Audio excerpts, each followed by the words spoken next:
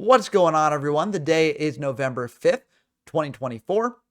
And this is your weekly dose of retro Yu-Gi-Oh! We've got a lot of fun events coming up this week, as well as some exciting events that wrapped up in the past week that I'm looking forward to talking about. But let's first talk about those upcoming events if you want something to do this weekend. Now, starting on Friday, November 8th, there's going to be the Toronto Time Capsule event over on the Tournament Nexus Discord server. That's in Tengu Plant.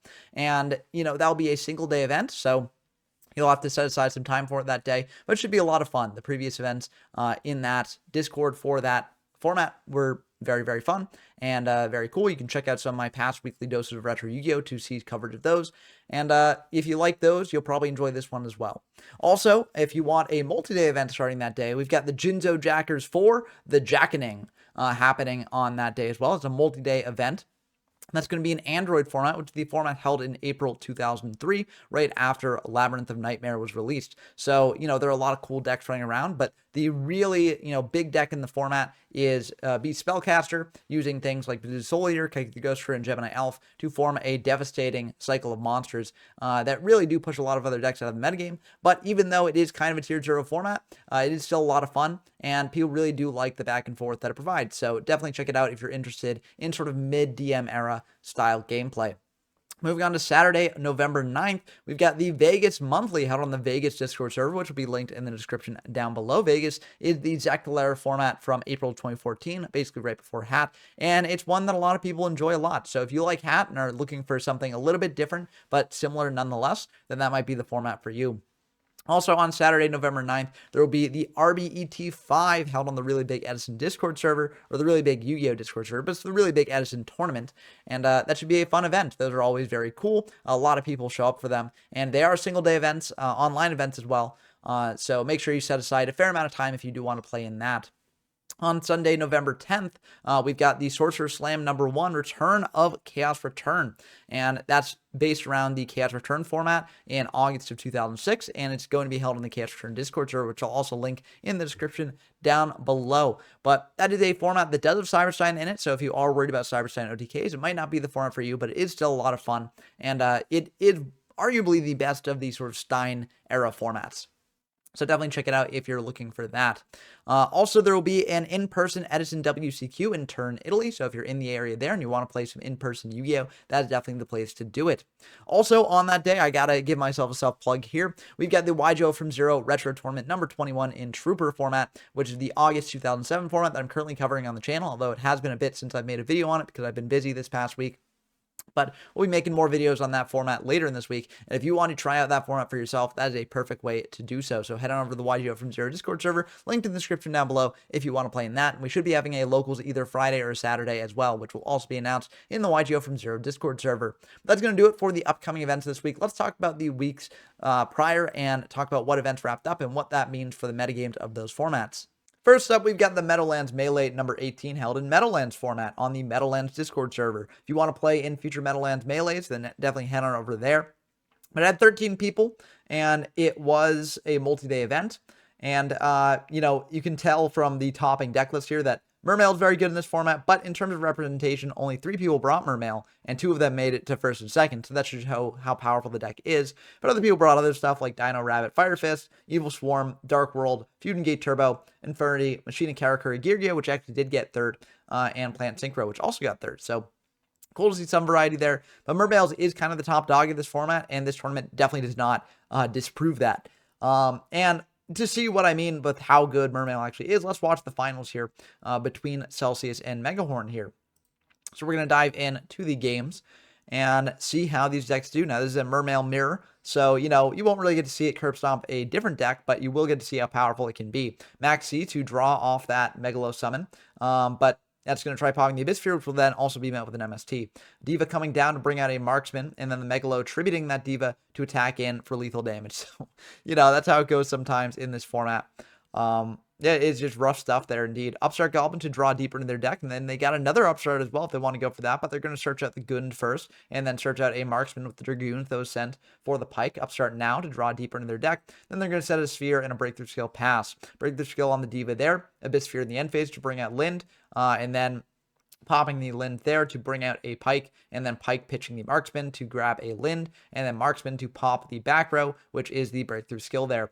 A Turge is going to come down, pitching a Gund, which will then bring back the Lind there. And yeah, this is going to be a lot of damage coming through. Not quite lethal because those double upstarts did help, and also there's not quite enough damage on board here. These monsters are all kind of puny, but they're going to go for a Bahamut Shark into an Abyss Trite as well. Just to set up a bit more protection here and then pass back to their opponent. Heavy Storm for the back row, Lind and attack, and that's going to be able to bring out another Mermail from deck, and they're going to bring out a lead, and this should be pretty good here. So Trite bringing out the Turge there, pitching the Gun, which will also bring out the Pike, and then this is a lot of damage, so that will indeed be lethal. So going on to that game 3, and definitely showing how powerful Mermail can be if you know the lines for it, which both these duels do very well. So Megahorn's going to go first here. They're going to pitch for Teus, and that's going to get Veilored, but the Dragoons will still be able to search out a Diva, and they've done normal stone, so they can go for Diva there. But another Veiler on the Diva will shut off that play. Teus of Celsius' own is going to pitch the Infantry, which will then pop that Teus, and then search out a Lind here. And Lind will just be summoned out to attack over the Diva. Interesting that they chose not to attack in with the Teus as well, but I guess they're worried about offensive pressure that Megahorn might have, and that does make sense because the Dweller could actually get over the Teus if they didn't search out the Megalo there, but they did search out the Megalo, so they are able to go for that. And then just get a lot of bodies on board. I mean, this is going to be pretty rough. Dweller also buffs up the attack of all these monsters by 500, so that is even more damage there. And this is going to be a lot. And also the Dweller negates the Lind in Grave, so they won't be able to use that. Gaius comes down, and yeah, it's just going to be the end of the game. So yeah, rough stuff there, but it definitely shows how dominant Mermail can be. I know it was a Mermail mirror, but hopefully how explosive these plays were shows how good this deck is in this format.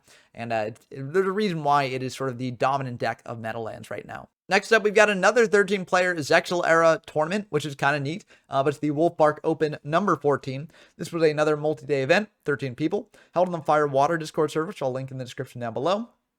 And there's a little bit more variety here, I think, even though 4 people were on Geargia. As you see in the top cut, you know, it is a bit more split up. You know, the top 2 are not both Geargia, even though 2 players did make it with Geargia. So, but yeah, we got 4 people on Geargia, and then 1 each of Evil Swarm, Gem Knight, Karakuri, Bujin, Mythic Ruler, Dark World, Fire Fist, Madolche, and Spellbook. So Geargia is very good in this format. I mean, it did win the event as well. But I do think it's less dominant in this format than Mermail is in Meadowlands. But it remains to be seen. I haven't reached those formats yet on the channel, and I'll have more to say on them when I do reach that. But right now, we've got the finals of this tournament to watch here, with Mad Hater versus Wagamuffin here. And Mad Hater's going to start off with a Trap Tricks Mermelio to search out a Bottomless, and then set 4 pass back. So Tour Guide will come down, but that will get Fiendish Chained there. Trade in to pitch the Grapha is going to be pretty good, drawing 2. And then going for a Gates MST on 1 in the back row, hitting a Geargia gear, so at least you can potentially attack over some of those gears. Then going for a Malefic Stardust Dragon, but that's going to get Bottomless. Drag Down will be able to pitch the Beige to special summon out the Beige, but can then return to hand for the Grapha there.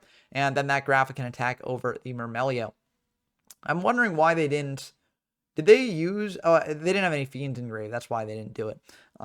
Yeah, I miscounted the number of Fiends in Grave. But anyways, Geargia is going to do Geargia stuff, going into a Gigant, and then going into an Honor Arc as well, to, you know, take control of the Grapha. They're going to Mind Crush to get the Beige out of hand, to also get some hand knowledge there. And then they're going to attack over that, set an MST, pass back. MST can deal with the Gates, you know, if they try and do a Gates play here.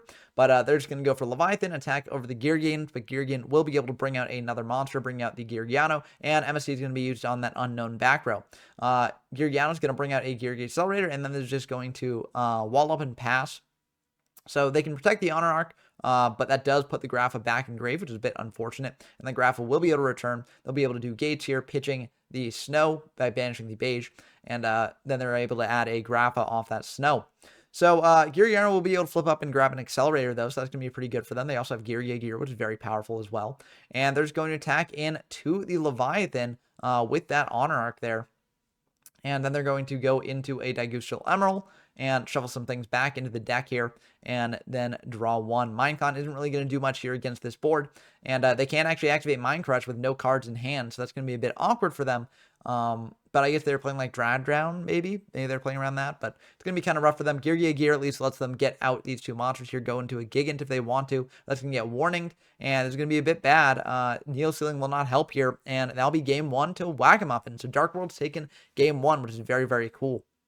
So Overworked is going to do some work, post-siding. They're going to set an armor and then set 4 pass back. They're going to go for a Dark World Dealings here. Both players draw 1, pitch 1. They're going to pitch the Chain. Snow will activate here, getting a Grapha, but the Crow will be able to stop the Grapha if they do go for one of those plays there. They're going to set 4 and just pass back. So not really the best options here. I'm kind of wondering why they didn't go for Morphing Jar there. I felt like that might have been good, but they're saving it for the Malefic Stardust Dragon because they want that to hit the field, but I don't quite know. But anyways, they're going to go in with Arsenal and Armor, bring out another Armor, and then flipping down both Armors to get even more value there. Dealings to draw 1, pitching the Jar, and then going for an MST on that back row there, hitting the Needle Sealing, going for the Malefic Stardust Dragon now to hit over an Armor, which will then search out an Accelerator, which can do some more plays on the following turn. So it's looking kind of bad for the Dark World player. They're going to flip an Armor, grab an Accelerator, and then bring out a Gear Mark II to bring back the Gear Arsenal, but that will get bottomless there. Gear to bring out 2 more gears, and that will get DDV'd coming down right now, tributing over the Stardust, and they're going to respond with Double Crow there just to banish some things from grave before everything gets popped. Tour Guide will come out and try and bring out a Brow, but that field will get overworked because Gates is boosting them. Gates is going to activate here, but MST will hit the Gates, and now Brow will come out, hitting in for 14. Mermelia will dodge around the DDV and be able to search out a Trap Hole, which is pretty good, and then it's able to hit over the Brow as well, so they actually are in a pretty good spot, potentially come back from this position, despite being DDV'd here, and Wagamuffin is just not really drawing enough here, and yeah, that's going to be a scoop there. Wow. Very interesting stuff. After getting DDV'd for everything, Geargia was still able to come back, which is pretty impressive here.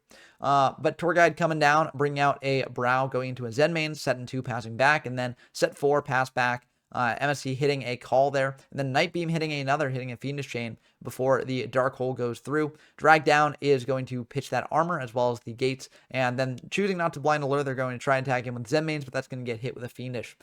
Gear Yano Mark II will be able to bring back the Gear Armor, which is going to be pretty rough. Now that they have a Dark, they're going to go for the Allure, banishing the Malefic Stardust, then going for a Night Beam on that Gear. Tour Guide coming down to go into Leviathan, but that's going to be met with a warning, and this is going to be pretty bad for Wagamuffin here because that Gear Armor is able to search out another Gear Accelerator going into Gear Gain, but that will get bottomless. And now Gear Arsenal going into another Gear Armor, flipping that down to get more value next turn. Tour Guide will be able to bring out another level 3 going into a Giga Brilliant. Seems like they're out of Leviathan Dragons, and then that will attack over the Gear Armor there. This is 2100.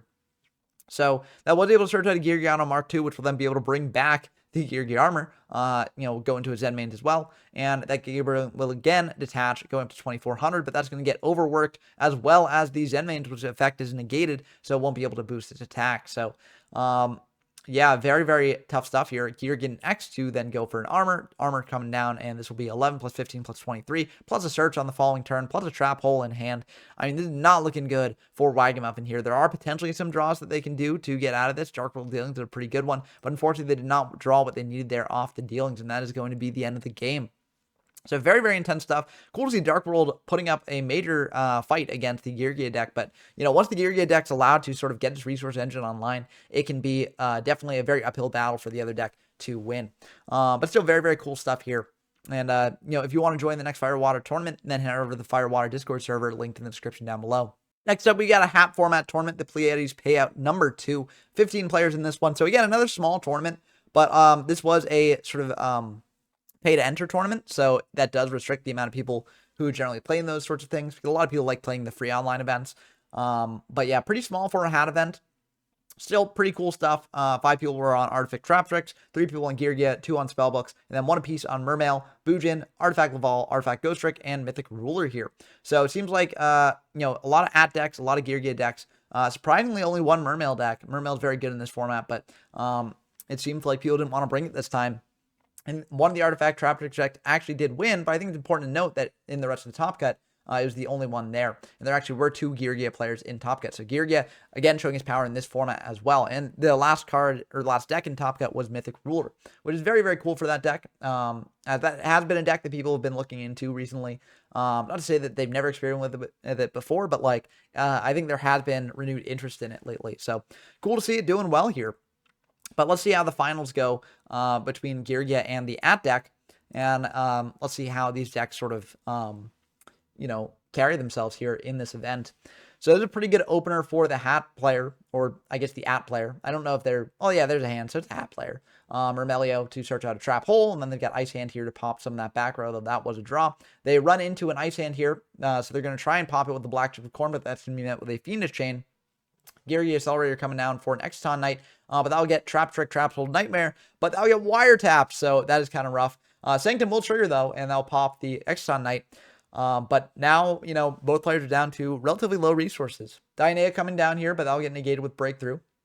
And then Firehand will be able to attack into that, bring out an Ice Hand and attack in for 1400 direct.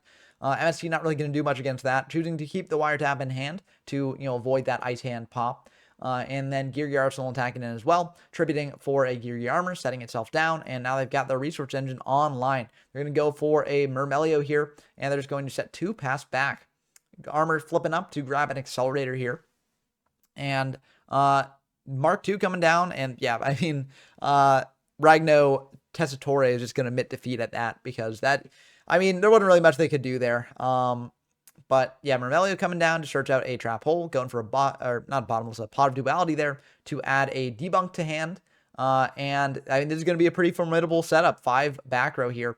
And our opponent's just going to set 3 pass back. Hard tributing out the Moral Attack to attack over the Ice Hand, but that's going to get debunked there. Another duality coming down, adding a Wiretap to him. That Wiretap is going to get set. Your opponent knows about it, but I mean, if they can't do anything about it, it's rough stuff for them.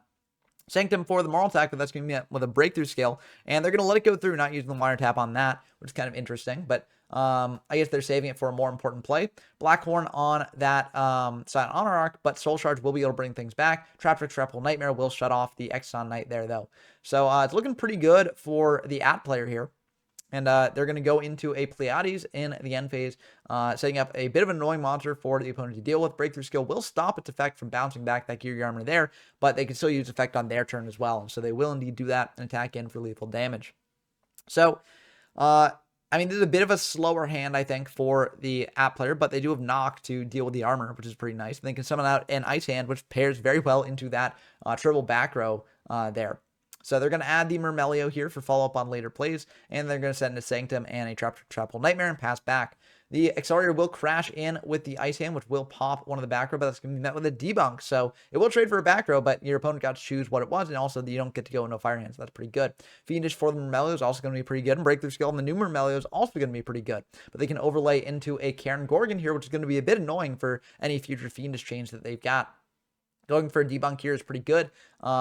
Stopping any future hand action is very nice. And they're going to attack him with Cairn Gorgon. There are no other cards on field that they can redirect the Fiendish Chain to, so it's a bit awkward there. But they are able to go for a Sanctum here to try and pop one of those Geargias there, but Breakthrough Skill will stop that. Blackhorn on the Geargian X, but that's going to get Wiretap, so that will get stopped.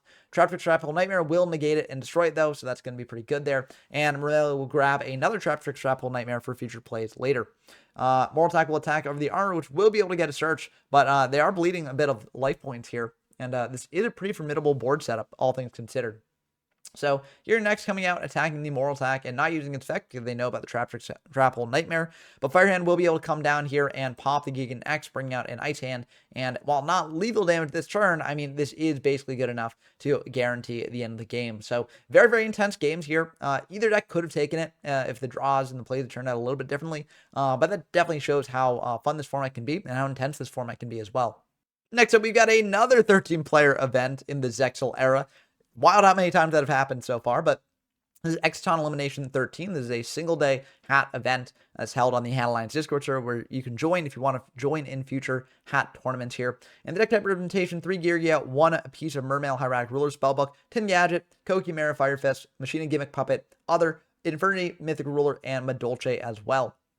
And as you can see here, Madolche and Girya made it to the finals. And Madolche actually won, which is very, very neat. So let's actually see how it was able to win this event, because Madolche definitely a bit of a deck that's not on too many people's radar. And to be fair, this is still a small tournament. So it's not like, just because it won this event, it's going to win like major events. But still cool to see it do like somewhat well in this event here. But they're going to go for Dark Hole, then go for a Madeline, but that's going to Fiendish Chain, so they won't be able to get their search there. They do have an Ice Hand, though, which is going to be really good here. I guess they didn't crash it in. I guess they're just going for Unarch, which is also fine. They got Warning to stop another Unarch, and also this is like more sort of insurance for later. But they're able to special summon out with the Messenger Gelato. Maxi will draw the opponent a card. But, I mean, this is all they really need to do this turn, because they've got the Chateau up, and that's going to be very good for them. Fire Hand coming down, though, so that will be a bit annoying for Celsius here. Now, they will get to add this back to hand, though, which is going to be pretty nice because of the Chateau. But Ice Hand will be able to pop the Chateau. And did they get another draw off the Fire Hand there? I don't know if they did. I didn't quite see. But anyways, they're going to attack over the Fire Hand. That's going to pop the Madeline there, which will then get shoveled back into the deck.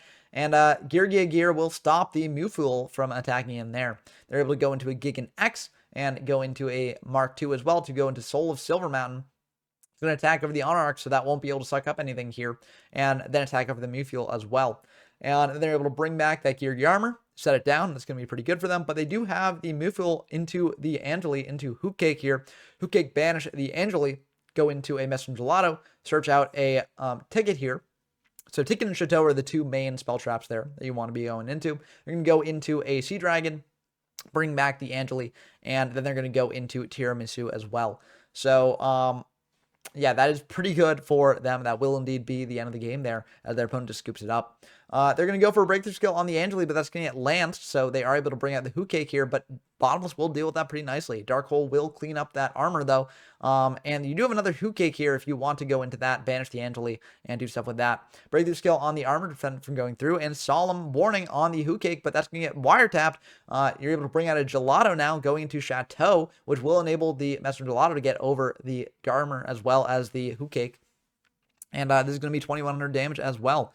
Pretty good setup, especially with a breakthrough skill there. And they're going to go for a Madeline as well to try and search, but that's going to get skilled there. A Needle Sealing as well to destroy everything on field.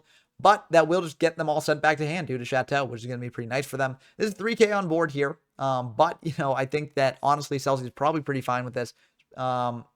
Especially drawing Ice Hand to sort of wall up there. But if they wanted to, they could have gone Madeline, like searched out a... that Ragnar Zero is going to be a bit rough here, because Ragnar Zero will be able to pop the Madolches while the Chateau is up. So, and that will act as quick effect speed. TD will blow up the board here, and I believe Ragnar Zero won't get the draw because it misses timing that I don't quite know. I'm not going to check the graveyard because occasionally I can break the replays when it's on fast forward like this. But still, that was a pretty good TT there. Blew up the board, and you still get back your Madolches, and going for a Mewfool plus Hookcake into a potential rank 3 into other things. I mean, this is very, very good for them, especially with that Blackhorn there. So very, very cool to see Madolche popping off, winning 2-0 in the finals. I mean, that is awesome because, listen, I love this deck. I think it's a really, really neat deck from this era, and I'm always happy to see it do well. Even if it might not be the best deck in the world, the fact that it can still win a small event like this, it just brings a smile to my face. Next up, we got the Chaos Cup 3, which is the biggest event that I'm actually going to be covering in this video, because it's the last of the events that I'm going to be covering here. 24 people played, and this was held in the Chaos Corner Discord server, which I'll leave linked in the description down below, in Chaos format, which is the last format before the ban list, or at least the last format that people play before the ban list. And very, very explosive format. I mean, you got CD and BLS running around. You got all your, cracks, DM era staples before the ban list sort of things out a bit there.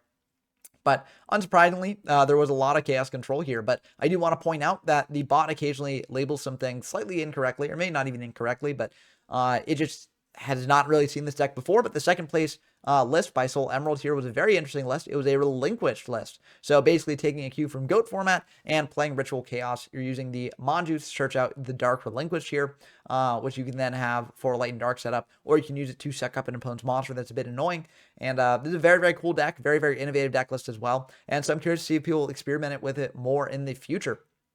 But other than that, the top cut was largely like uniform, a lot of just chaos control, which is, sort of the tier 0 deck of this format. But as, Soul shows here, getting second place with this, and also as GMYFS showed in the past with Jar Turbo, there are some interesting stuff you can do here to sort of do other things in the format if you want to, and potentially see some success. Now, as a note, these tournaments have been a bit smaller than you'd really need to sort of definitively say whether this format is tier 0 or not. But I do think that is promising that decks do manage to keep making it to second place in these events, despite not being the standard sort of chaos list that you're used to. But anyway, looking at the representation, we got 17 Chaos Control, 3 Jar Turbo, 2 Chaos Warriors, 1 Stall Burn, and 1 other. I think I was the other because I played Earth Aggro. And I think, honestly, Earth Aggro was very, very good for me.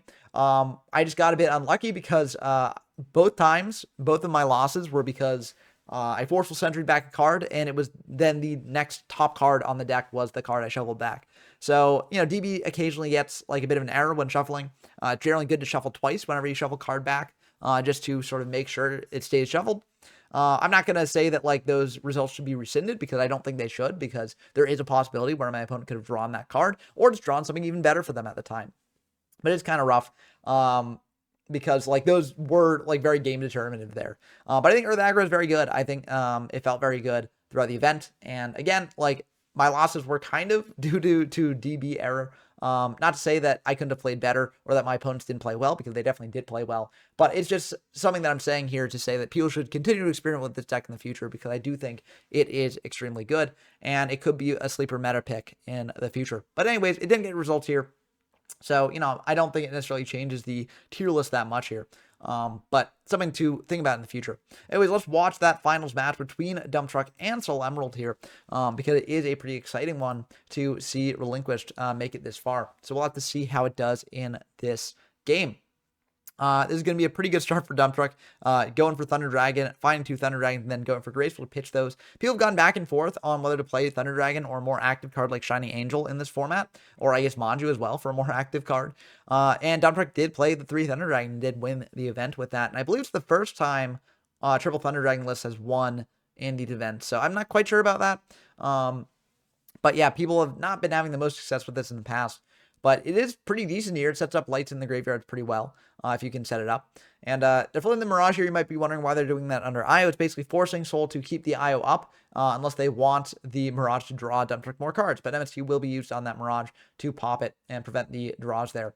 So, the Relinquish is going to suck up a Spy after coming out, but that's going to be met with a Mirror Force into a CED using its effect here with priority. And TT and Ring are going to get fired, so that way you lose less damage from the CED blowing up the board. And also, you're dealing 3,000 to Soul, and you get to search out that DD Warrior Lady as well, so that actually worked out extremely well for Dump Truck there. And the CD actually put the nail in Soul's coffin instead of the other way around, which can make CD a bit of a risky card. But, I think it made sense for Soul to go for it there. It's just Dump Truck had a lot of good back row to counter it. Change of heart on the set, grabbing a Witch and then attacking in for 12 plus 12 plus 11. And this is going to be a bit of an interesting one here, because Dump Truck can potentially go Thunder Dragon Tribute over the Witch if they want to. But instead, there's going to go Graceful, pitch 2 Thunder Dragons, ring the Witch, dealing 1,100 to both players. And now you've got the BLS online, you've got the CED online.